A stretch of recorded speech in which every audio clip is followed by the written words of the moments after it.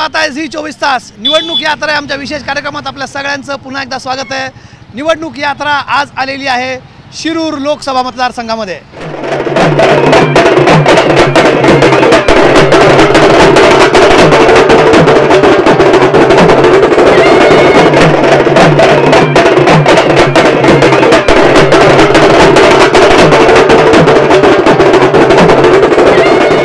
लोकसभा मतदारसंघ अर्थात पूर्वी याचा बराचसा भाग हा खेड लोकसभा मतदारसंघामध्ये यायचा। यंदाची इथली निवडणूक अत्यंत चुरशीची झाली आहे। शिरूर मतदारसंघापेक्षा महाराष्ट्रभर याची चर्चा अधिक आहे। अमोल कोल्हे विरुद्ध शिवाजीराव आढळराव पाटील असा पुन्हा एकदा सामना होतोय। 2019 मध्ये अभिनेते आणि छत्रपती शिवाजी महाराजांच्या आणि छत्रपती संभाजी महाराजांच्या भूमिकेनं महाराष्ट्राच्या घराघरात पोचलेले अमोल कोल्हे यांनी शिवाजीराव आढळराव पाटील यांचा 2019चा पराभव केला होता। आणि आता पुन्हा हेच दोघं आमने सामने आहेत। चित्र थोडंसं बदललेलं आहे, राजकीय समीकरणं तर खूप बदललेली आहेत। अमोल कोल्हे आता महाविकास आघाडीचा भाग आहेत। शरद पवारांनी या मतदारसंघात विशेष लक्ष घातले तर शिवाजीराव आढळराव पाटील हे गेल्या वेळेस ज्या शिवसेनेच्या चिन्हावरती लढले होते ते आता ज्या शिवसेनेसोबत ते आहेत त्याच शिवसेनेचा मित्र पक्ष असणाऱ्या अजित पवारांच्या राष्ट्रवादी काँग्रेस पक्षाच्या घड्याळ चिन्हावर आहे। थोडंसं कन्फ्युजिंग वाटतंय, कदाचित मतदार तेवढाच कन्फ्युज्ड आहे। त्यांना आपण या गोष्टी विचारणार आहोत नक्की यंदा काय आहे, कारण महाराष्ट्रभरी चर्चा आहे। नेता विरुद्ध अभिनेता असं म्हणतात, लोकनेता विरुद्ध अभिनेता अशी ही चर्चा इथे आहे। पण वेगवेगळे प्रश्न या मतदारसंघाचे आहेत। या मतदारसंघामध्ये इतका डायव्हर्स मतदारसंघ आहे। ऐतिहासिक, सांस्कृतिक, राजकीय असा मोठा वारसा असणारा हा शिरूर लोकसभा मतदारसंघ आहे। छत्रपती शिवाजी महाराजांची जन्मभूमी ते हुतात्मा राजगुरू यांचं गाव पासून संभाजी महाराजांचा समाधीस्थळ असे वेगवेगळे पैलू या मतदारसंघाला आहेत। वेगवेगळ्या ऐतिहासिक वारसा या मतदारसंघाला आहे। त्यामुळे बऱ्याचदा हे सगळे मुद्दे किती महत्त्वाचे ठरत आहेत। अमोल कोल्हेंसोबत नक्की कोण असणार आहे, जनता असणार आहे, नेते असणार आहेत आणि शिवाजी आढळराव पाटलांना नक्की कशी साथ मिळणार आहे हे आपल्याला सगळं समजून घ्यायचं आहे। मतदारसंघामध्ये आपण भेटणार आहोत, उमेदवारांना भेटणार आहोत। आपण तमाशा कला म्हणताना, कारण तमाशाची पंढरीसुद्धा याच मतदारसंघामध्ये आहेत, त्यांना आपण भेटणार आहोत। बैलगाडा शर्यती त्यांच्याशी बोलणार आहोत। त्यामुळे सगळ्यात पहिले आपण या मतदारसंघातल्या उमेदवारांना भेटूया, त्यांच्याशी बोलूया आणि मग नंतर आपण जाणार आहोत थेट बैलगाडा शर्यतींमध्ये सुद्धा। चला, काय म्हणतात शिरूरचे मतदार, काय म्हणते शिरूर मतदारसंघ हे बघूया।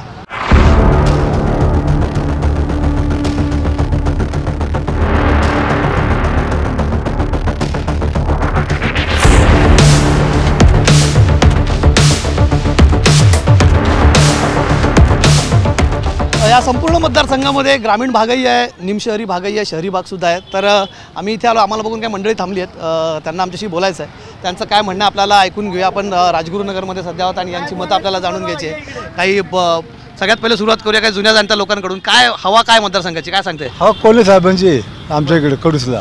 बरं, हा 75% ते 80%। आता इतर लोक म्हणतात ते नट आहेत, मग आता तिकडं जया भादुरी ॲक्टर होती, हेमा मालिनी ॲक्टर आहे, ती स्मृती इराणी ॲक्टर आहे, ते पण नटच आहेत ना, ते चालतात। हा मुद्दा भारी, हा सगळ्यात भारी मुद्दा मला संपूर्ण ग्रामीण भागात फिरताना मला सापडला की नट जर त्यांना म्हणतात इथे बाकी अभिनेते नाही का? बरोबर आहे। तुम्हाला काय वाटतं, काय या मतदारसंघातला विषय, काय महत्त्वाचा मुद्दा कुठला आहे?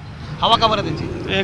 कांद्याला इथं भाव नाही अजिबात, कांद्याला भाव नाही, दुधाला भाव नाही, हे फक्त इथं गल्लीत फिरतात, ते संसदेत कमीत कमी बोलतात। हे आम्हाला मुख्य खासदार नको आहे, बोलणारा खासदार पाहिजे। पण ते अभिनेता आहे, नेता नाही असं म्हणतात, अभिनेता आहे। अभिनेते पण आहेत, शेतकरी पण आहेत, ते उद्योगपती नाही आहेत। 90% लोक म्हटले की बैलगाडा शर्यत आढळरावांमुळे सुरू झाली।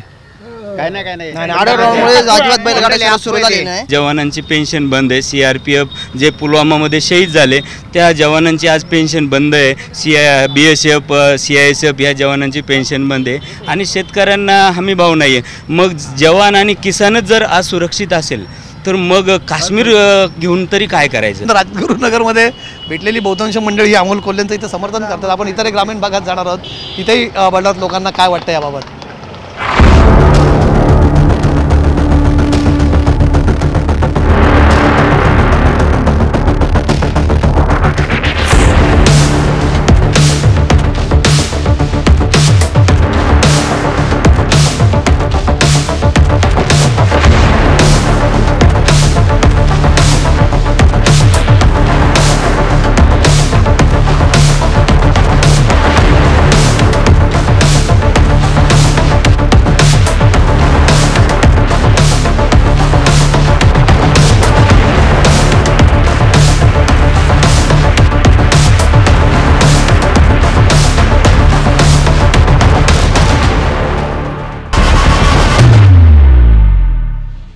शिरूर मतदारसंघातल्या हाय प्रोफाईल लढतीमध्ये जी रंगत आलेली आहे आणि सगळा महाराष्ट्र त्याच्याकडे बघतोय. अर्थातच 3 वेळा खासदार राहिलेले शिवाजीराव आढळराव पाटील आपल्यासोबत आहेत आणि त्यांच्याशी आपण गप्पा मारणार आहोत निवडणूक यात्रामध्ये. खूप खूप स्वागत आहे पाटील साहेब. निवडणूक यात्रा आज आम्ही इकडे घेऊन आलो आहे. शिरूर मतदारसंघामध्ये खूप चर्चा आहे. खरं तर शिरूरला येण्यामागचं कारण आम्ही इतकी चर्चा खरं तर मुंबई आणि महाराष्ट्राच्या राजकारणात या लढतीची होते.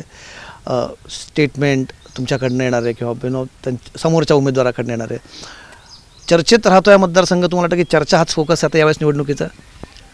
काय झालं इथं चर्चा ह्यासाठी आहे की गेल्या 5 वर्षापूर्वी निवडून दिलेला खासदार आणि पराभूत झालेला खासदार याच्यामध्ये लोक तुलना करतात की एकही काम न केलेला, एकाही गावाला गावभेट न दिलेला, कुठल्याच गावात निधी न टाकलेला निवडून गेलेला खासदार आणि दुसऱ्या बाजूला पराभव होऊन सुद्धा मतदारसंघातल्या प्रत्येक गावामध्ये लोकांची संपर्क, प्रत्येक वाड्या वस्त्यावर जाऊन लोकांच्या अडीअडचणीला धावून जाणं, संकटामध्ये कोरोना काळामध्ये जवळजवळ मतदारसंघ पूर्ण पिंजून काढला आणि लोकांना मदत केली. राईट फ्रॉम कात्रज घाट ते नाणेघाट ह्या सगळ्या परिसरामध्ये काम करत असताना एक गोष्ट जाणवली की लोकांना अडचणीची आणि मदतीची गरज होती, ती मी करत आलो. राजकीय दृष्ट्या बघायला झालं पाटील साहेब की खूप बदल म्हणजे खूप घडामोडी घडत होत्या खरं तर शिरूरमध्ये निवडणुकीची घोषणा होण्याच्या आधीपासूनच. तुम्ही पक्षाकडे तिकीट मागणं, मग नंतर त्याच्यानंतर तुम्हाला पक्ष बदलावं लागणं, या सगळ्या गोष्टी तुम्हाला काय वाटते? या सगळ्या गोष्टी कशा बघितल्या जाव्यात? कसं आहे, लोकांचा गैरसमज आहे. पक्षाकडं म्हणजे एकनाथभाई शिंदे यांच्याबरोबर असल्यामुळं त्यांच्याकडं तिकीट मागणं किंबहुना त्यांनी सांगितलं की तुम्ही लढायची तयारी करा, तुम्ही 5 वर्ष लोकांची कामं केलीत, लोकांमध्ये राहिलात, त्यामुळं तुम्ही लढायची तयारी करा. मग एकनाथभाई शिंदे असतील, देवेंद्रजी असतील आणि अजितदादा असतील, ह्या तिघांनी बसून ठरवलं की इथून शिवाजी आढळराव यांनाच महायुतीमधून तिकीट देऊन उमेदवारी द्यायची. माझा आग्रह नव्हता, पण महायुतीने ठरवलं की इथं तुल्यबळ उमेदवार म्हणून शिवाजी आढळरावांना तिकीट द्यावी, त्यांना उमेदवारी द्यावी. एकनाथभाई शिंदे यांनी सांगितलं की मला खूप प्रयत्न केले पण ही जागा आपल्या वाट्याला येत नसल्यामुळं माझी परवानगी आहे, तुम्ही तिथं जाऊन तिकीट घ्यावी आणि लढवावी. मला एक आठवत आहे म्हणजे गेल्या वेळेस महाराष्ट्रात जेव्हा 2019 ते 22 महाविकास आघाडीचं सरकार होतं, तुम्ही दोघंही एकाच बाजूला होतात, तुम्ही दोघंही एकाच म्हणजे एकाच आघाडीचे तुम्ही घटक होतात. तेव्हा वारंवार आम्हाला शिरूरमधनं खटके पडल्याचे आम्हाला तिथे साधारणपणे एक बातम्या येत असत. रस्त्याच्या कामांवरनं, नाशिक मुंबईच्या कामांवरनं आम्हाला अनेकदा ह्या गोष्टी ऐकायला मिळायच्या. बैलगाड्या शर्यतीवरनं तुम्ही एकाच बाजूला असताना तुम्ही आणि सध्याचे खासदार, तेव्हापासूनच हा आपण म्हणू शकतो महाविकास आघाडी, तेव्हापासूनच तुम्ही आपण म्हणू शकतो का ही ठिणगी तेव्हाच पडलेली होती? हो, साहजिक आहे. मला आठवते की हा जो बायपास आहे खेड सिन्नर, हा 1800 ते 2000 कोटी रुपयापर्यंतचा बायपास जो गेला आहे, त्याच्यासाठी मी आज नाही 2008 सालापासून काँग्रेसचे मंत्री, केंद्रीय मंत्री, काँग्रेसचं सरकार असताना त्यांच्याशी संघर्ष केला, भांडून या रस्त्यासाठी प्रोजेक्टला मंजुरी मिळाली आणि 5 वर्ष झगडल्यानंतर DPR तयार करणं, टेंडर काढणं, लोकांच्या समजुती काढणं, जागा भूसंपादन, ह्या सगळे विषय संपल्यानंतर कामं चालू झाली. दुर्दैवानं माझा पराभव झाला आणि पराभव झाल्यानंतर कामं पूर्णतः येण्याच्या टप्प्यात ही कामं मी मंजूर केली, माझ्या काळात पूर्ण झाली, असा गवगवा किंवा अशा प्रकारच्या लोकांचे दिशाभूल करण्याचं त्यांनी केलं. मुळात माझ्या समोरचा उमेदवार हा अभिनय नाट्य क्षेत्रातला असल्यामुळं आपण न केलेल्या कामाचा, विकास कामाचा अनुभव अभिनय करण्याच्या प्रयत्नातून त्यांनी लोकांना बसवलं. पण याची खूप चर्चा झाली, म्हणजे अभिनेता आहे, त्यांनी वारंवार त्या गोष्टीला खूप पर्सनली पण घेतलं की मी अभिनेता आहे म्हणून माझ्यावरती टीका केली जाते, अभिनेत्यांनी येऊ नये का राजकारणात? नाही, अभिनेता आहे वगैरे नाही विषय, त्याच्याबद्दल टीका होण्याचं काही कारण नाही. अभिनेत्याने नेत्याची भूमिका स्वीकारल्या असताना नेत्याची भूमिका पार पाडावी. अभिनेत्यानं नेता होणं म्हणजे याच्यात आमचे काही कोणाचा आक्षेप नव्हता, परंतु अभिनय क्षेत्र सोडून मी पुन्हा मतदारसंघाच्या जनतेच्या कामाला लागेल असं आश्वासनं देऊन सुद्धा मतदारसंघाकडे दुर्लक्ष करून नवीन नवीन मालिका, नवीन नवीन पिक्चर काढणं आणि मतदारसंघाकडे साफ दुर्लक्ष करणं हे मोठ्या प्रमाणात लोकांना आवडलं नाही. अजितदादा पण हीच गोष्ट बोलतात की त्यांना सोडायची होती खासदारकी आणि मग ते स्वतःच अजित पवारांना म्हटलं, वारंवार सभेत अजित पवार सांगतात ही गोष्ट. तुमच्या मतदारसंघात असं याच्याबद्दल काय म्हणणं आहे? ठीक आहे ना, म्हणजे हा अजितदादा आणि डॉक्टर अमोल कोल्हे यांच्यातल्या चर्चेचा भाग आहे आणि हे वस्तुस्थिती आहे की अनेक वेळा त्यांनी असे संकेत दिले की आता मी राजकारणामध्ये राहू इच्छित नाही, मला पक्ष सोडायचा आहे, मला राजकारण सोडायचं आहे, मला माझ्या अभिनय क्षेत्रावर लक्ष द्यायचं आहे. एकदा तर ते राजीनामा घेऊन गेले होते. आजीदादांनी कसं बसं त्यांना थांबवलं की आमचे आबरूचे धेंडोडे उठतील, तुम्ही आता मध्येच राजीनामा दिला तर आमचे नामोश ठेवलं, म्हणून तुम्ही काम करा, 5 वर्ष थांबा, आता नंतर काय तो निर्णय घ्या. इथे शिवनेरी या मतदारसंघात जिथे छत्रपती शिवाजी महाराजांचा जन्म झाला, इथनं असा उमेदवार दिला गेला आणि तिथे आपल्याला त्यांच्या भूमिकेमुळे त्यांची जी इमेज राहिली, स्क्रीन इमेज, त्याचा त्यांना फायदा झाला असं तुम्हाला वाटतं का? कारण ह्या मतदारसंघात सुरुवातीला 2019च्या निवडणुकीमध्ये जर आपण विचार केला तर त्या निवडणुकीच्या प्रचाराच्या दरम्यान त्यांची जी मालिका आहे स्वराज्य रक्षक संभाजी महाराज, ती मालिका अतिशय टॉपला होती आणि पीकला असल्यामुळं त्या मालिकेमध्ये त्यांनी मालिकेचा इतिहास असेल, मालिकेचे प्रसंग त्यांच्या प्रचारामध्ये त्यांना जसे उपयोगाचे असेल तशाप्रमाणे जे करत गेले. जनतेला असं दाखवायचे, बॉडी लँग्वेज त्याची अशी असायची की मी महाराजच आहे. त्यामुळं लोकांना कुठेतरी गैरसमज झाला आणि महाराज म्हणून त्याचा त्यांना फायदा झाला. पण मग जातीय समीकरण पण जुळून आली. एक तुमचं स्टेटमेंट आलं होतं गेल्या वेळेस निवडणुकांच्या वेळेस. हा त्यांनी डॉक्टर अमोल कोल्हे यांनी टाकलेला डाव होता. बरं. त्यांना माझ्याकडनं काहीतरी वधून घ्यायचं होतं चुकीचं.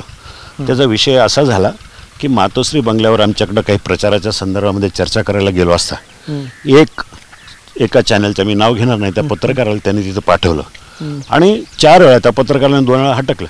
तो सांगायचा की अमोल कोल्हे उभा राहणार आहे, तुमचं काय मत? म्हटलं राहू दे ना, काही हरकत नाही.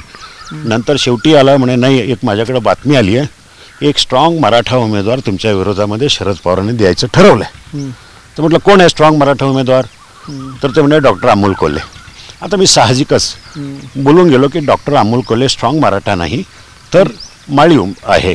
आता याच्यामध्ये चूक काही वस्तुस्थिती मांडली, पण त्यांनी डॉक्टर अमोल कोल्हे मराठा नसून माळी आहे एवढंच वाक्य फिरवलं आणि लोकांमध्ये गैरसमज करून दिला.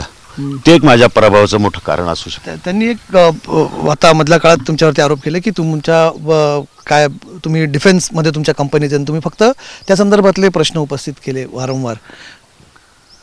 त्यांचा तुम्हाला काय म्हणतात की ते व्यावसायिक राजकारणी म्हणतात, व्यावसायिक राजकारणी. आता मी प्रश्न विचारलेत गेल्या 15 वर्षामध्ये त्याची संख्या आहे साधारण 2200. आता 2200 प्रश्नांपैकी माझे संरक्षण खात्यामध्ये जे प्रश्न विचारले ती संख्या आहे फक्त 66. 3% सुद्धा नाही. मी ॲग्रिकल्चर विषयावर प्रश्न विचारले जवळजवळ 150-200. हेल्थ आणि वेलफेअरवर प्रश्न विचारले 200. साहजिक आहे प्रत्येक खात्यावर म्हणजे परराष्ट्र धोरण असेल, संरक्षण धोरण असेल, शेतीविषयक धोरण असेल, आरोग्याचं असेल, ह्या ग्रामविकासाचं असेल, या सगळ्या विषयावर प्रश्न विचारले. आता प्रश्न विचारले म्हणजे मी एकटा नाही, माझ्याबरोबर जे प्रश्न विचारले त्याच्यामध्ये सहभागी खासदारसुद्धा असतात. ज्या ज्या प्रश्नावर त्यांनी ऑब्जेक्शन घेतलं त्याच्यामध्ये सुप्रिया सुळेसुद्धा आहेत. म्हणजे याचा अर्थ सुप्रिया सुळेची डिफेन्सची कंपनी आहे का? विनायक राऊत आहेत, त्या तसा अर्थ होऊ शकतो का? विजयसिंह मोहिते पाटील खासदार होते, त्यांचंही तसं होऊ शकतं का? हे फक्त लोकांची दिशाभूल करण्याचा प्रयत्न आहे. शेतीचा आणि कांद्याचा प्रश्न आज खूप ऐरणीवरती होता. त्यांचं म्हणणं आहे तुमच्यावरती आरोप केला होता की त्याच्यावरती प्रश्न उपस्थित केला गेला नाही, त्यात तुम्ही भूमिका घेतली नाही कांद्याच्या प्रश्नावरती. त्यांचं हे अज्ञान आहे. त्यांनीच कुठलाही प्रश्न कधीही उचलला नाही. एक भाषण जोराजोरात बेंबीच्या देठापासून ओरडून संसदेमध्ये केलं कांद्याच्या विषयी, ते सुद्धा शेवटच्या टप्प्यामध्ये. अगोदर तर निवडणूक लढवायचीच नाही, हे मला करिअरच नको आहे, पण निवडणूक लढवायच्या विचार मनात आल्यानंतर बेंबीच्या देठापासून संसदेमध्ये ओरडून प्रश्न विचारणं, एकच प्रश्न. शिवाय कांद्याची माळ घेऊन कडनं 4.5-5 वर्ष तुम्हाला कांदा आणि शेतकरी दिसला नाही. शेवटचे 6 महिने तुम्हाला निवडणूक लढवायची म्हणून शेतकऱ्यांची आठवण झाली. मी शपथपूर्वक सांगू इच्छितो की त्यांच्यापेक्षा तिप्पट प्रश्न माझे आहेत. शेतीविषयक, कांद्याच्या विषयी आंदोलनं केलीत, दिल्लीत केलीत, मंचरला केलीत, इथंही सगळीकडे केलीत. माझ्या सरकारच्या विरोधामध्ये सुद्धा मी भूमिका घेतली, कारण ही शेतकऱ्यांचा प्रश्न आहे, माझ्या जिव्हाळ्याचा प्रश्न आहे. सेम झालं होतं याच्याबाबत. बैलगाडा शर्यत हा खूप महाराष्ट्रभर गाजलेला मुद्दा आहे. म्हणजे तुमच्या मतदारसंघातल्या बैलगाडा शर्यत खूप फेमस आहेत. त्याच्याबद्दल त्यांनी सांगितलं होतं की मी आश्वासन दिलं, मी पूर्ण केलं आणि मग मी पूर्ण करून काय पुढे बारी पुढे घोडी धरेल असं त्यांनी सांगितलं होतं. ही बैलगाडा शर्यत चालू होण्यासाठी सरकारच्या राज्य शासनाच्या वतीनं मोठे मोठे वकील तिथं अपॉइंट केले. दिल्लीमध्ये सुप्रीम कोर्टामध्ये लढण्यासाठी 7 वर्षाचा खूप मोठा संघर्ष होता, लढा होता, गव्हर्नमेंट लढलं. त्यासाठी महेश लांडगे असेल, मी असेल, आम्ही सगळ्यांनी त्यांना वकिलांशी चर्चा करून त्यांना माहिती पुरवली की बैल कसा पळू शकतो, बैलाची पळण्याची क्षमता कशी आहे, त्याचा छळ कसा होत नाही, ह्या सगळ्या पटवून दिल्यानंतर सुप्रीम कोर्टामध्ये मोठ्या मोठ्या वकिलांनी बाजू मांडली आणि 2021ला बैलगाडा शर्यती चालू झाल्या. यांनी काय केलं? फक्त एक भाषण केलं जोरामध्ये आणि बैलगाडा शर्यती चालू झाल्यानंतर घोडीवर येऊन घाटामध्ये पळवला. आज महाराष्ट्राच्या कानाकोपऱ्यामध्ये तुम्ही कुठेही गेलात तर बैलगाडा क्षेत्राशी संबंधित मदत करणारा कोण आहे तर लोक माझंच नाव घेतात. यांना फक्त घोडीवरचा खासदार एवढंच लोकांची ओळख आहे, बैलांची नाही. पण आता तुम्ही आता महायुतीकडनं लढतायत, तिकीट आणण्यापासून बऱ्याच गोष्टी मधल्या काळात झाल्यात. अशी कुजबूज आहे की मित्रपक्षातले काही नेते नाराज आहेत, काही मोठे नेते दिसून येत नाहीत प्रचारामध्ये. तुम्हाला वाटतं महायुतीतल्या सगळ्या पक्षांचं आणि सगळ्या नेत्यांचं तुम्हाला समर्थन? गैरसमज आहे, विरोधी पक्षानं पसरून दिलेला गैरसमज, गोड गैरसमज आहे. महायुतीतले सगळे घटक पक्ष आज माझ्याबरोबर आहेत. सगळे सहकारी एकत्र एकजूट करून प्रचार करतात. शिरूरमध्ये सगळ्याच पक्षाचे कार्यकर्ते एकत्र फिरतात. त्यामुळं महायुतीमध्ये समन्वय नाही, एकत्र नाही, ह्या फक्त बदनाम करण्याच्या चर्चा आहेत. वस्तुस्थिती अशी की सगळे कार्यकर्ते एकत्र आहेत. खूप खूप धन्यवाद शिवाजीराव आढळराव पाटीलजी तुमचे, आणि तुम्ही आज प्रचाराच्या धामधुमीतून वेळ काढलात आणि निवडणूक यात्रामध्ये झी24च्या सहभागी झालात त्याबद्दल तुमचे खूप खूप आभार. धन्यवाद. धन्यवाद. चला.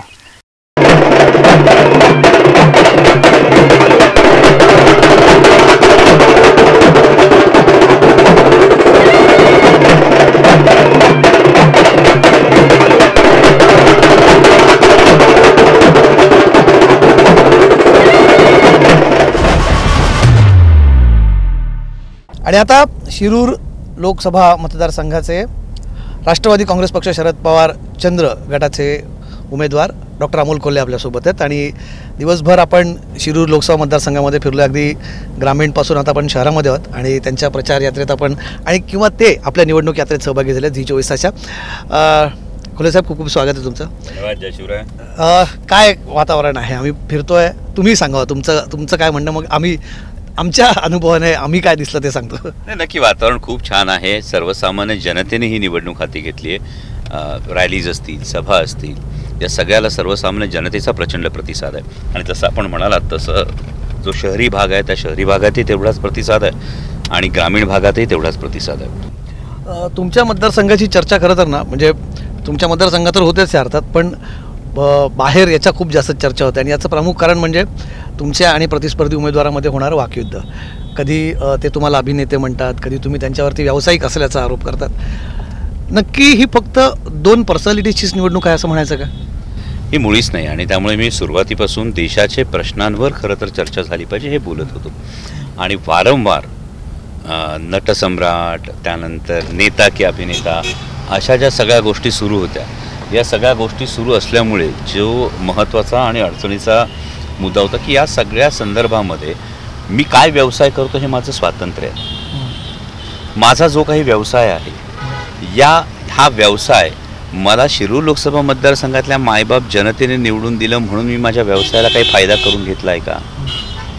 हे माझ्या बाबतीत नाही, परंतु समोरच्या उमेदवारांच्या बाबतीत, हे केवळ उमेदवार म्हणून नाही, एकूणच लोकशाही प्रणालीच्या बाबतीत हे अत्यंत ही धक्कादायक माहिती आहे की जेव्हा 15 वर्ष शिरूर लोकसभा मतदारसंघातल्या मायबाप जनतेनं शिवाजीदादांना निवडून दिलं होतं, त्यानंतरचे 67 की 70 प्रश्न जवळपास हे संरक्षण खात्याच्या प्रोक्युअरमेंटच्या संदर्भात यातले प्रामुख्याने प्रश्न आहेत. आणि मग हा प्रश्न का विचारू नये की मग पाणबुडीच्या टॉर्पेडो फायरिंग सिस्टीमचा शिरूर लोकसभा मतदारसंघाशी नेमका काय संबंध आहे, नेमका हा प्रश्न विचारण्याची गरज काय भासावी. आणि त्याचवेळी त्यांची जी कंपनी आहे ही कंपनी या संदर्भातले प्रोडक्ट्स किंवा त्या संदर्भातले हार्डवेअर किंवा त्या संदर्भातले कॉम्पोनंट्स बनवते. रेल्वेमधली वायफाय सिस्टीम 2010ला शिरूर लोकसभा मतदारसंघामध्ये रेल्वे नव्हती, परंतु रेल्वेमध्ये वायफाय बसवणार का हा प्रश्न त्यांनी विचारलेला आहे. पब्लिक डोमेनमध्ये असलेल्या गोष्टी आहेत. DPP डिफेन्स प्रोक्युअरमेंट प्रोग्रामच्या संदर्भामध्ये काय निकष असणार आहेत, इंडिजिनस कंपन्यांसाठी काय निकष, असा धडधडीत प्रश्न आहे. मग हे जर इतके धडधडीत प्रश्न जर विचारले जात असतील तर मग शिरूर लोकसभा मतदारसंघातल्या मायबाप जनतेनं विश्वासानं आपले प्रश्न मांडण्यासाठी निवडून दिल्यानंतर माझा हा सरळ प्रश्न आहे. मग हे कंपनीचं उकळ पांढरा करणारे प्रश्न नाहीत का? कसं आहे त्यांचं म्हणणं डॉक्टर साहेब की संरक्षण असा विषयाबद्दल अनेक नेते प्रश्न विचारतात. त्यांनी सांगितलं की सुप्रिया सुळेंनी सुद्धा प्रश्न विचारलेत डिफेन्सबद्दल, कारण डिफेन्स हा राष्ट्रीय इंटरेस्टचा विषय. पण सुप्रिया सुळेंची कंपनी ही त्या संदर्भातले या संदर्भातले हार्डवेअर नाही देत, प्रोव्हाइड करत. फरक हा आहे. ते दिशाभूल जी करतायत ना, देशाच्या संरक्षणाविषयी आस्था असणं 100% समजू शकतो, पण मग हा योगायोग का असू शकतो की मग ठराविक प्रश्न जे कंपनी प्रोडक्ट्स जे बनवते किंवा कंपनी जे कॉम्पोनंट्स बनवते, जे हार्डवेअर बनवते, त्याच संदर्भातले जेव्हा प्रश्न विचारले जातात तेव्हा ही देशाच्या सुरक्षेची काळजी आहे की कंपनीच्या हिताची काळजी आहे, हाच महत्त्वाचा प्रश्न आहे. त्यांचं म्हणणं की तुम्ही तुमच्या पब्लिक इमेजचा तसा फायदा करून घेतला. तुमची जी छत्रपती शिवाजी महाराज किंवा छत्रपती संभाजी महाराज म्हणून जी इमेज आहे त्याच्याने तुम्ही लोकांना त्याचा वापर तुम्ही केला खरं तर निवडून येण्याचा. या दोन गोष्टींमध्ये प्रचंड मोठा फरक आहे कमलेशजी. जी पब्लिक इमेज आहे मग त्यांचा हाच आक्षेप मोदीजींविषयी पण आहे का? ते थोडी अभिनेते आहेत. नाही, मोदीजींची सुद्धा एक पब्लिक इमेज आहे ना. तुम्ही जेव्हा पब्लिक इमेज म्हणता तेव्हा फक्त अभिनेता म्हणायचं आहे का? जर पब्लिक इमेज असेल तर मग त्यांनी जर असा आक्षेप घेतला तर मोदीजींची एक पब्लिक इमेज आहे, त्या इमेजमुळे ते बाहेर प्रचार करायला येतात, मग हा त्याचा फायदा करून घेत आहेत का? दोन मुद्दे फार वेगळे आहेत. दुसरा आणखी एक मुद्दा आहे मतदारसंघाकडे लक्षात आला म्हणजे एक विरोधी पक्षाकडनं होणारी टीका. म्हणजे आता सध्याच्या घडीला आपण विरोधी पक्ष म्हणतो, पण तुमच्याच पक्षाचे एक वरिष्ठ नेते पूर्वाश्रमीच्या पक्षाचे अजित पवार मात्र तुमच्यावरती ही निवडणूक तुम्ही जाहीर झाल्यापासून तुमच्यावरती ते फार आक्रमक आहेत तुमच्याबाबत. ते तुम्हाला राजकारण सोडायचं होतं, तुम्हाला राजकारणात राहायची इच्छा नव्हती आणि तुम्हीच त्यांच्याकडे जाऊन हा प्रस्ताव घेऊन गेला. हाही निवडणुकीच्या प्रचाराचा मुद्दा आहे. बघा, पुन्हा हेच आहे, त्यांचं प्रेम आहे माझ्यावर. पण दुसरी महत्त्वाची गोष्ट ही आहे, आपण ही मुलाखत माझी यापूर्वी सुद्धा घेतली, त्या मुलाखतीत मी असं काही म्हणालो का? असं कधीही पब्लिक डोमेनमध्ये मी कधी असं स्टेटमेंट केलंय का? अशा कोणत्या प्रेस कॉन्फरन्समध्ये केलंय का? तुम्ही त्या मुलाखतीची आठवण काढलीच आहे म्हणून मलाही त्यातला आणखी एक मुद्दा आठवला. तुम्ही म्हटलं होतात की खासगीतल्या गोष्टी अशा जाहीर करायच्या नसतात. जर असं जाहीर करायचं असेल तर मी बरंच काही सांगू शकतो. आज सांगू शकता का काय आहे ते? नाही, कसं आहे, काही संकेत हे कायम पाळले जावेत असं मला कायम असं वाटतं. आता परवा जसं दादा म्हणाले की मी शिवप्रताप गरुडचे चित्रपटात चुकीचा इतिहास दाखवला, तर मला प्रामाणिकपणे मी त्यांना असंच म्हणालो की जोपर्यंत व्यवस्थेला प्रश्न विचारले जात नाहीत ना तोपर्यंत वेगळ्या गोष्टी बाहेर येत नाहीत. जर मी प्रश्न विचारले नसते तर आपण जे लहानपणी मोहित्यांची मंजुळा, थोरातांची कमळा अशा चित्रकृतींमध्ये छत्रपती संभाजी महाराजांचा जो बदनाम झालेला इतिहास आहे ना तोच खरा मानून पुढे चाललो असतो. ते प्रश्न विचारले त्यामुळे छत्रपती संभाजी महाराजांचा खरा इतिहास हा समोर आला. बरे प्रश्न अनेक साहित्यिकांनी विचारले, कादंबरीकारांनी विचारले, माझ्यासारख्या मालिका तयार करणाऱ्या लोकांनी विचारले, तेव्हा छत्रपती संभाजी महाराजांचा खरा इतिहास बाहेर आला.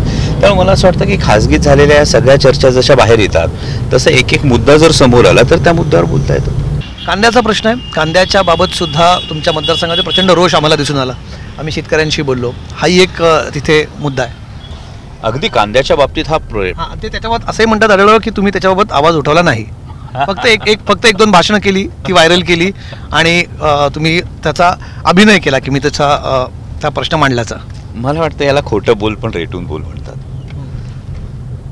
कसं होतं की समोरच्याकडे एक बोट दाखवताना तुम्ही 3 बोटं स्वतःकडे आहेत, तर आपण एकदा तरी म्हणजे शिवाजी दादांनी सांगितलं त्यांनी एकदा तरी आवाज उठवला का हो? ते ज्या सत्तेच्या बाजूने आहेत त्यामध्ये महाराष्ट्र सरकारनं कधीतरी कांद्याची निर्यात बंदी उठवा असं कधी सांगितलं का हो? हे कधीच सांगितलं गेलं नाही.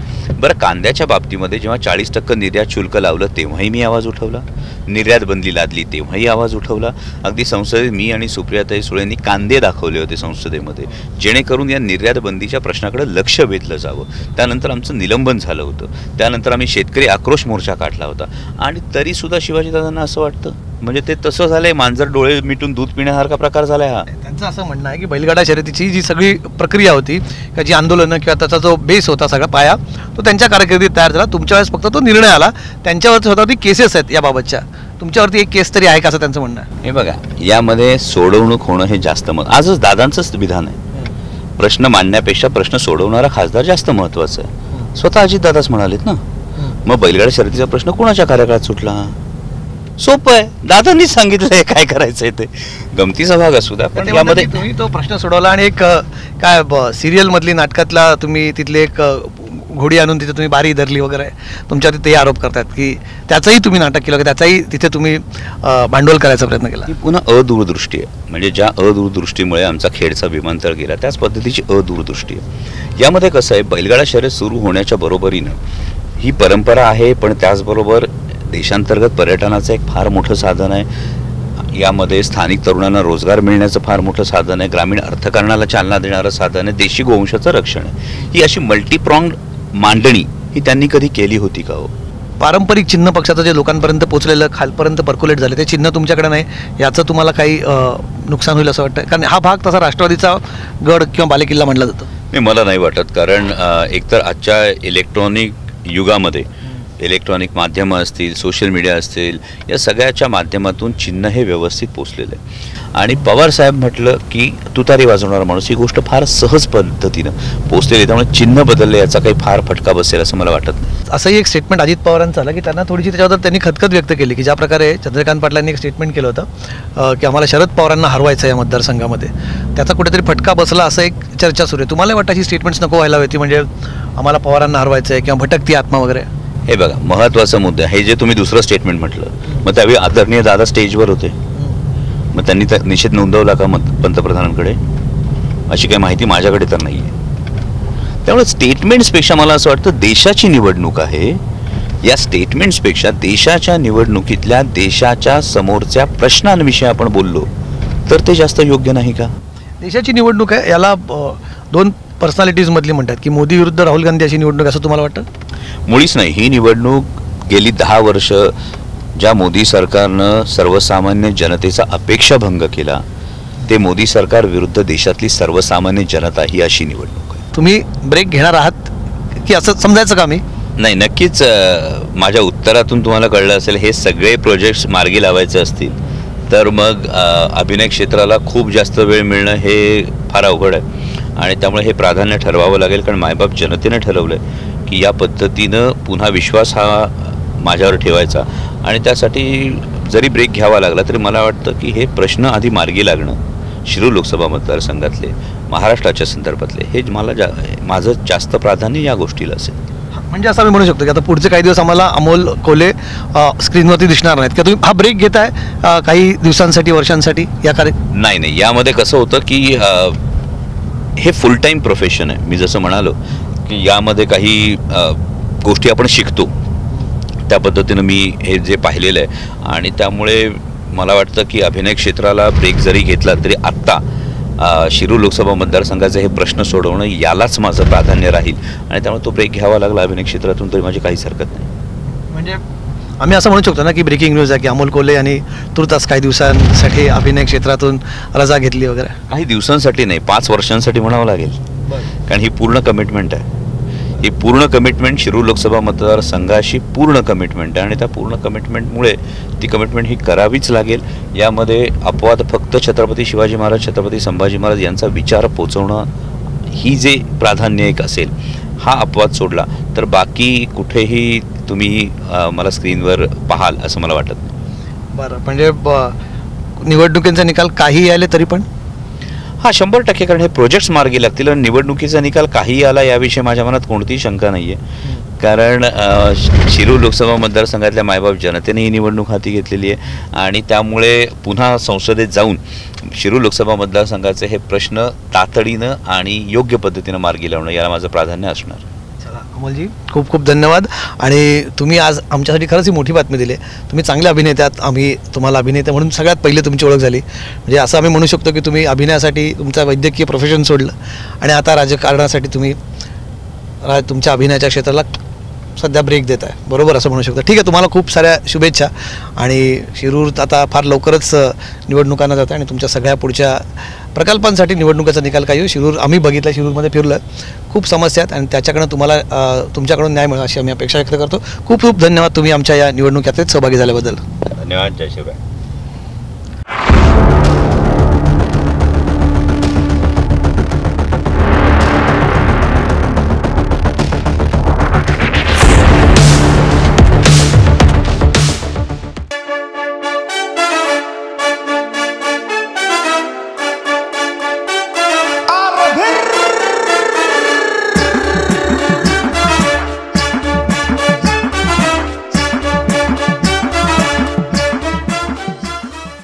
शिरूर मतदारसंघांमध्ये निवडणुकांच्या आधीसुद्धा आणि निवडणुकांच्या दरम्यानसुद्धा सगळ्यात महत्त्वाचा मुद्दा आणि सगळ्यात चर्चेत राहिलेला मुद्दा कुठला होता तर तो होता बैलगाडा शर्यतींचा. बैलगाडा शर्यती कोणी सुरू केल्या, बैलगाडा शर्यतीसाठी कोर्टात कोण गेलं, इथे सध्या याच्यावरनं दोन उमेदवारांमध्ये आपल्याला वाकयुद्ध बघायला मिळतात. आढळराव म्हणतात की मी आधी कोर्टात गेलो, मी केसेस घेतल्या, पण अमोल कोल्हे यांनी बैलगाडा शर्यती सुरू झाल्या तेव्हा ते स्वतः त्या बैलगाडा शर्यतीत सहभागी झाले पुढे गोडी धरून. त्यामुळे याच्यावर नक्की त्यांना काय वाटते जाणून घेण्यासाठी आम्ही स्वतः एका बैलगाडा शर्यतीच्या ठिकाणी आलो आहे. जत्रा आहे नेमकी योगायोगाने, त्या बैलगाडा शर्यतीत आम्ही जाऊन बघणार आहोत, तिथल्या लोकांची मतं जाणून घेणार आहोत. आपण बघूया बैलगाडा शर्यतीत नक्की काय होत आहे.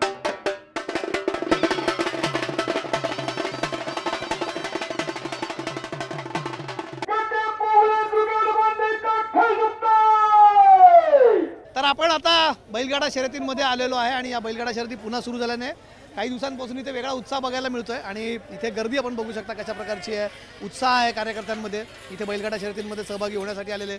पण सगळ्यात महत्त्वाची आणि इंटरेस्टिंग गोष्ट जी याबाबत आहे ना की याचा जो चाहता वर्ग आहे त्याची कुठली वयोमर्यादा नाही, म्हणजे अगदी तरुण मुलांपासून ते वयोवृद्धांपर्यंत सगळे आवर्जून इथे हजेरी लावत असतात. आणि त्यामुळे आपण त्यांच्याशी बोलून त्यांचं काय म्हणणं आहे, हा बैलगाडा शर्यती परत सुरू झाल्या त्याच्यावरून होणाऱ्या राजकारणाबद्दल त्यांना काय वाटतं किंवा काहीच वाटत नाही हे आपण त्यांच्याकडनं समजून घेणार. सगळ्यात पहिले काय तरुण मंडळी त्यांच्याकडनं बघूया.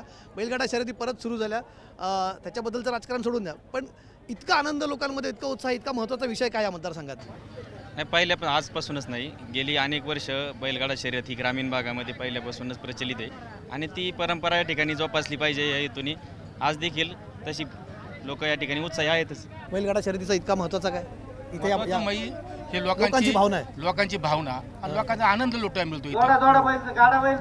लोकांना इथं आनंद लुटायला मिळतो, समधी एकत्र येते असं त्याच्यामुळे आनंद वाटतो. महत्वाचं आहे. काय बैलगाडा शर्यती पुन्हा सुरू झाल्या, काय वाटतं तेव्हा श्रेयाचं राजकारण इकडे बघा समोर. हां, काय वाटतं तुम्हाला? आनंद वाटतो आम्हाला. बरं, का बरं, म्हणजे याच्याबद्दल तुम्हाला काय वाटतं, कोणाचं क्रेडिट आहे, कोणामुळे सुरू झालं? हे पक्ष दोन्ही सारखेच ना, दोन्ही सारखेच आहे. हां.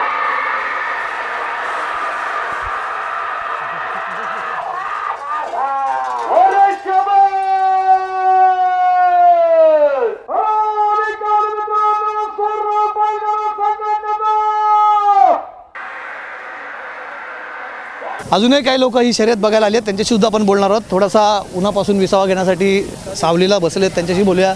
काही नागरिक तिथं. दादा, काय बैलगाडा शर्यत परत सुरू झाल्या, तुमच्या सगळ्यांचं काय मत आहे याच्याबद्दल? हा इथे एवढं नाही, तुमचं म्हणणं काय इथे एकंदर इथे हा एवढा महत्त्वाचा का विषय आहे या भागामध्ये? बैलगाडा शर्यत एवढा महत्त्वाचा विषय काय? महत्त्वाचा म्हणजे आवडणारी गोष्ट आहे, आम्हाला जरा छंद असणारी गोष्ट आहे. बरं, बाकीचं त्याचं चौकून आम्ही इथे दामडतो. तुमचं काय म्हणणं काय एवढा या भागात एवढा महत्त्वाचा मुद्दा काय? ही ग्रामदैवताची यात्रा असते, गावोगाव यात्रा भरत होत्या, यात्रा बंद झाल्या. बंद झाल्याच्या नंतर काहीतरी कारणास्तव बंद झाल्या असतील. बंद झाल्याच्या नंतर परिस्थिती अशी झाली साहेब का गाडे बंद झाल्याच्या नंतर जो तो श्रेय घ्यायच्या मार्गावर लागला. आणि याचे खरं जर श्रेय द्यायचं असेल तर शिवाजीराव आढळराव पाटलांनी जवळजवळ 10 वर्ष स्वतःचे पैसे खर्च करून हे कोर्टामध्ये केस लढवल्या. त्याच्यानंतर महाराष्ट्र शासन, केंद्र सरकार सर्वांनी मिळून एक कायदा पास केला आणि त्या कायद्यातून ही गाडा चालू झाला. तर इथे साधारणपणे जुना मुद्दा आहे. हा जुना मुद्दा जरी असला तरी जुन्या खासदारासाठी काम केलं आहे, त्यामुळे आढळराव पाटलांसाठी इथे आपल्याला एक्स्ट्रा पॉईंट मिळताना आपल्याला दिसून येतात.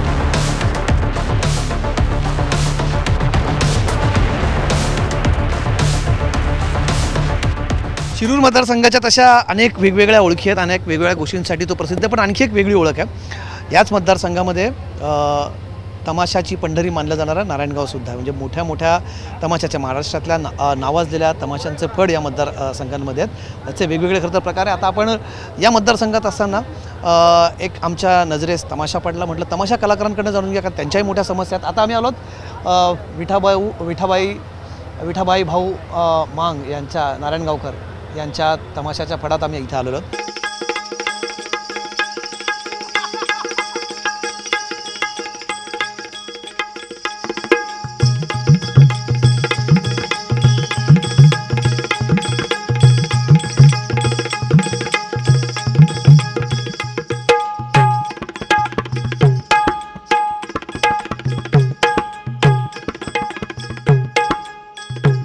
सगळ्या कलाकारांची तयारी सुरू आहे इथे आणि या तयारीच्या मध्ये आम्ही त्यांच्याशी बोलणार आहोत आणि त्यांच्याही काय ज्या समस्या जाणून घेणार आहोत. साधारणपणे मला सांगा मोहितजी, हे सगळे कलाकार इथे आहेत, किती तुमच्या फळामध्ये कलाकार असतात जनरली?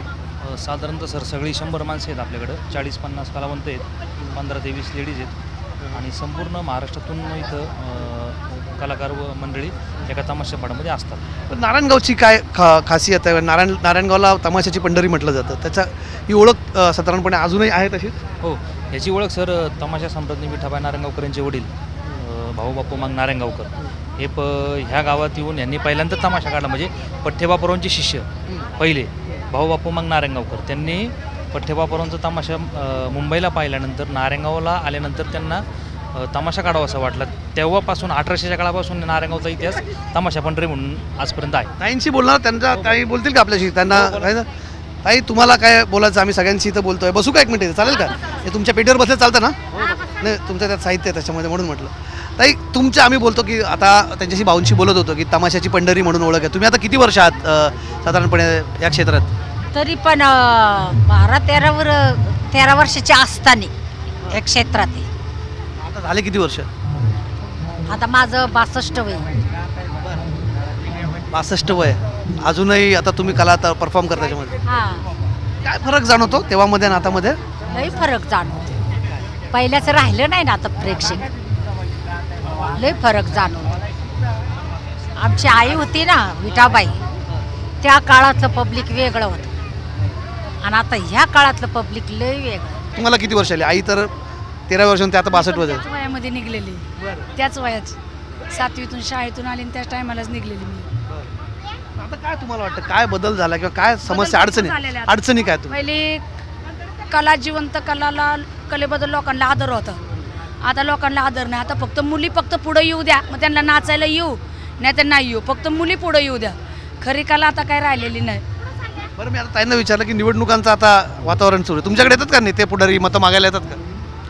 आता घरी जर असलं तर येतात ना, घरी असल्यावरच येतात. फक्त मतं मागायला सगळीकडे जातात, तुमच्याकडे वेगळं येतात ना. मग काय म्हणतात तुमच्याकडे? तुमच्या काही समस्यांकडे लक्ष देण्याची? नाही, अमोल कोल्हे साहेब आहे, त्यांनी भरपूर आमच्याकडे लक्ष दिलं नाही असं नाही. आज लॉकडाऊनच्या नंतर जे कार्यक्रम चालू झालेले आहेत तर त्यांचीच कृपा आहे आमच्यावर. त्यांनी तिथं जाऊन आमच्यासाठी कलाकारांसाठी मांडले, आमची समस्या दूर केली. बैलगाडा शर्यतीला परवानगी भेटली की लगेच आमच्या कार्यक्रमाला भेटली. त्यांनी आमच्यासाठी भरपूर केलेलं. तुम्ही जरा दाखवाल का तुमच्या इथे? तुम्ही जरा माहिती करा, तुम्हाला साधारणपणे काय असतो तुमचा हा इथला कार्यक्रम किंवा कशी तयारी मला सांगू शकाल का? चालत माझ्यासोबत तुम्ही याल? तयारी म्हणजे पहिली गणगवळण असते. गणगवळणीसाठी मुलींना पहिलं मेकअप झाला की 9वारी साडी नेसाव्या लागतात. मग गणगवळण ही पारंपरिक आहे, ही म्हणजे पूर्वीच्या लोकांपासून ह्या क्षेत्रातली गणगवळण आहे. हे दादा काय? दादा इकडे तुम्ही. दादा तुमचं काय काय तयार? दादा तयार झाले, हे काय करतात? हां, मी सरदार काम करतो, गण म्हणतो, गायक आहे, गायक पण आहे, वाद्य काम करतो, कॉमेडी करतो, सगळं करतो. पहिल्यापासून मंगलाबन सोडमध्ये होतो. तुम्हाला वाटतं काय कलाकारांच्या समस्या आहेत? तुम्ही आता आहात इथे, आम्ही सगळ्यांशी बोलतोय, काय कलाकारांच्या समस्या आहेत? तुम्ही तर खूप वर्षात दिसता या क्षेत्रामध्ये. हो, आता 40 वर्ष झाले. मुलं शिकले तुमची? काय शिकले मुलं? माझी एक मुलीचं ना 15वी केली, ती नर्स आहे, सिस्टर आहे, ते पुण्याला. एक आता 11वीचे पेपर दिले की नाही, एक 12वीला आहे, ते कॉम्प्युटरच्या ह्याच्यात कामाला जाते. अरे वा वा, फार ह्याच्यात नाही घातल्या मी, बरं का. आम्ही दोघं नवरा बायको यात काम करतो. सोनिया गांधीचं काम केलं. सोनिया गांधीचं काम केलं. मी अंगठा आहे, पण त्यापूर्वी सोनिया गांधीचं काम केलं होतं मी. कशामध्ये? नाटकाच्या? जन्माला इंदिरा पुन्हा वगनाट्य होते गणपती विमानांचा. अंगठा आठवतं काय? डायलॉग आठवतं का? सांगा का डायलॉग? राजू जी से शादी करके मैं बहुत ही खुश हूँ, एक इटालियन लड़की की शादी एक भारतीयों के साथ होना ये बहुत ही अनहोनी बात थी। कैम्ब्रिज में हम दोनों की पहचान हुई। My father and mother was Catholic because of they did not with marry Rajiv Gandhi. वा, खूप सुंदर आहे. तुम्ही कसं काय शिकलं ते? पाठ केलं? पाठांतर केलं, शिक्षण नाही पाठांतर केलं. दादा, तुमचं काय एखादा आहे का भागामधला काय राजकीय सध्याच्या राजकारणावरती काय आहे का तुमच्याकडे? थोडक्यात एकदम थोडक्यात. जगामध्ये नास्तिक पंत बोकाळला फार, देवादिकेच्या कल्पना झूट म्हणते नारी आणि मर. म्हणूनच सवाल करतो कशासाठी बसवले ते पंढरपूर. दुनियाचा पालन हर विटेवरी आणि भाव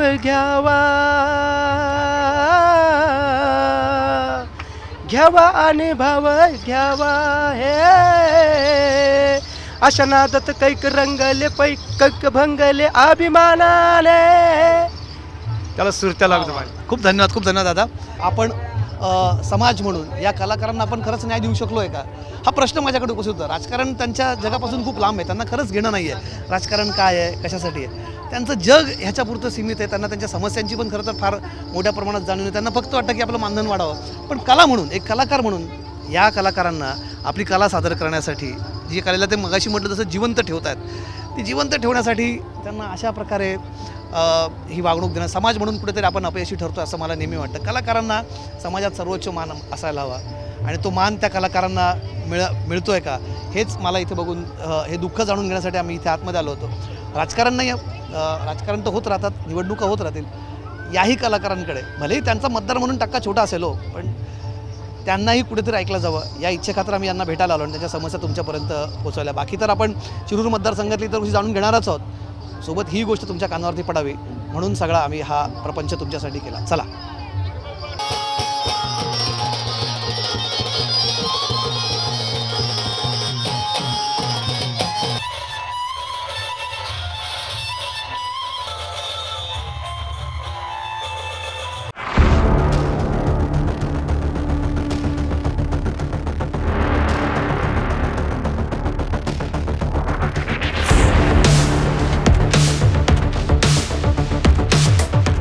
आणि आता जाता जाता एक किस्सा. खेडमध्ये सध्या आम्ही आहोत, अर्थात राजगुरुनगरमध्ये, आणि किस्सा इथलाच सांगायचा आम्हाला आजच्या कार्यक्रमाच्या शेवटाला. या निवडणुकीमध्ये शिरूर लोकसभा मतदारसंघांमध्ये उमेदवारांच्या हायफाय असण्याबद्दल, उमेदवार अभिनेता आहे की नेता आहे किंवा उमेदवार श्रीमंत आहे याच्याबद्दल बरीच चर्चा होते. म्हणून हा किस्सा आठवला. पावसाळ्याचे दिवस होते. याच भागामध्ये पूर्वी एस टी, अजूनही तशा एस टी खूप फिरतात, पण ग्रामीण भागामध्ये प्रवासाचं एकमेव साधन ही लाल परी अर्थात एस टी बस होती. पावसाळ्याच्या दिवसात असताना एक बस या आतल्या ग्रामीण भागाच्या आंबेगावच्या रस्त्याने जात होती आणि तिथे पावसात भिजत उभा असलेला एक व्यक्ती त्या ड्रायव्हरच्या नजरेस आला. त्याने गाडीला हात देऊन थांबवण्याचा प्रयत्न केला, पण त्यांनी गाडी थांबवली नाही. अर्थात तो त्या भागात नवीन होता, त्याला कल्पना नव्हती की हात देणारी व्यक्ती कोण आहे. तर गाडीतल्या काही लोकांनी खिडकीतनं बघितलं आणि सांगितलं की गाडी थांबवा, अण्णा गाडी थांबवत आहेत. तर त्याच्या लक्षात नाही आलं. त्याने पुढे जाऊन गाडी थांबवली आणि ती अण्णा नावाची व्यक्ती धावत धावत आली आणि बसमध्ये चढली. सगळ्यांनी आदराने त्यांना आत बोलवलं, अण्णा बसायला जागा करून दिली. त्या नवीन चालक वाहकाला कळलं नाही की नक्की ही व्यक्ती कोण आहे. तुम्हाला ऐकून आश्चर्य वाटेल, ही व्यक्ती त्या भागाची खासदार असून त्या गाडीला हात देत होते. त्या खासदारांचं नाव किसनराव बानखेले, अर्थात त्यांना पॉप्युलरली लोक अण्णा म्हणून तिथे ओळखायचे. आपल्या साध्या राहणीसाठी महाराष्ट्रभर परिचित असलेले किसनराव बानखेले उर्फ अण्णा हे इथे जिल्हा परिषद सदस्य, 3 टर्म आमदार आणि खासदार देखील राहिले होते. कधी कोणाला ते एस टी स्टँडवरती भेटायचे. कधी तर काही लोकांना पुण्याच्या शिवाजीनगर बसस्थानकावरती एस टी स्टँडवरती धोतर अंथरून झोपण्याने सुद्धा किसनराव बानखेले दिसलेले आहेत. असा साधेपणा फार क्वचितच महाराष्ट्राच्या राजकारणामध्ये बघायला मिळाला होता. पण किसनराव बानखेलेंनी आपली अशी वेगळी ओळख या मतदारसंघात नव्हे तर महाराष्ट्रात त्यांनी केली होती आणि नेहमीच आपल्या या साधेपणासाठी, लोकांचे मुद्दे मांडण्यासाठी ते झगडत राहिले. म्हणजे असा क्वचितच एखादा लोकप्रतिनिधी असेल ज्यांची पत्नी रोजगार हमी योजनेच्या कामांसाठी इतरांच्या शेतावर कामाला जात होती. नवरा आमदार असताना, नवरा लोकप्रतिनिधी असतानासुद्धा त्या गोधड्या शिवून स्वतःच्या कुटुंबाचा उदरनिर्वाह चालत होते. त्या किसनराव बानखेले ज्यांनी या मतदारसंघाचं प्रतिनिधित्व केलं आहे, त्यांच्या मतदारसंघामध्ये आज पुन्हा एकदा एक काटेकी टक्कर बघायला मिळते. यंदा मात्र साधेपणा नक्कीच दिसत नाही आहेत. एक मोठे अभिनेते आहेत आणि एक मोठे नेते, दोघंही दिग्गज आहेत. दोघांमध्ये ही टक्कर आहे. आणि अनेकांना वाटतं की किमान ज्या किसनराव बानखेलेंचा वारसा या मतदारसंघाला लाभला आहे, तो जरी किमान तिथे टिकवून धरला तरी आमचं मत सार्थकी लागलं असं मला वाटेल. आज निवडणूक यात्रामध्ये शिरूर लोकसभा मतदारसंघामध्ये इथेच थांबतोय. पुन्हा भेटूया नवीन मतदारसंघामध्ये. तुम्ही बघत राहा निवडणूक यात्रा झी 24 तासवर.